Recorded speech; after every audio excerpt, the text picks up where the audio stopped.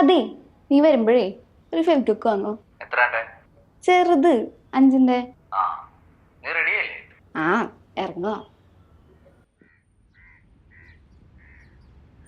എന്തേ ചെരുപ്പൊട്ടിയാ? സാധനം കിട്ടി.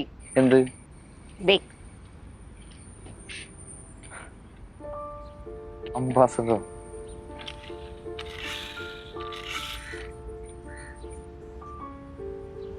ഓഫീസിലേ പഴയ ഡ്രോയി കിടന്നതാ. ചേച്ചി ക്ലീൻ ചെയ്താലും കളയാനിട്ടു. ഞാൻ ഇസ്തി പാക്കറ്റിൽ വെട്ടിയിട്ടുണ്ട്. അത് ഒട്ടിച്ചപ്പോരെ. ശരിക്കും ധർമ്മേന്ദ്ര വണ്ടി പോലില്ലേ? സത്യം. അമ്മച്ചിയുടെ ഒരു കൊച്ചച്ഛനുണ്ടായിരുന്നു പണ്ട് ഇതുപോലെ ഒരെണ്ണം, വൈറ്റ് കളറ്.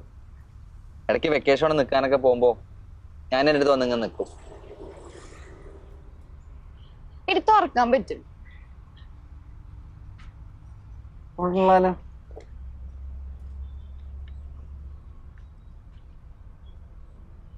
പക്ഷെ അകത്ത് കയറാൻ പറ്റിയിട്ടില്ല.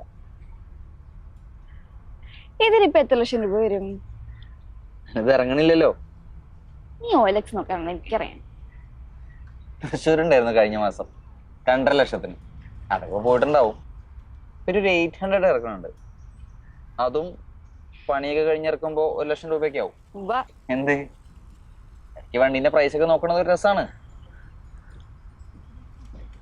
പിന്നെ ഒരു കൈനറ്റിക് ഉണ്ട്, അത് വേണമെങ്കിൽ എടുത്ത് ഓടിക്കാൻ പറ്റും. കഴിഞ്ഞിട്ട് എന്തിനാ? കൈനറ്റിക് ഇത് ഓടിച്ചിട്ടില്ല? കൈ ഇങ്ങനെ പിടിച്ച് നെറ്റിയിൽ ഇങ്ങനെ വെച്ചിട്ട്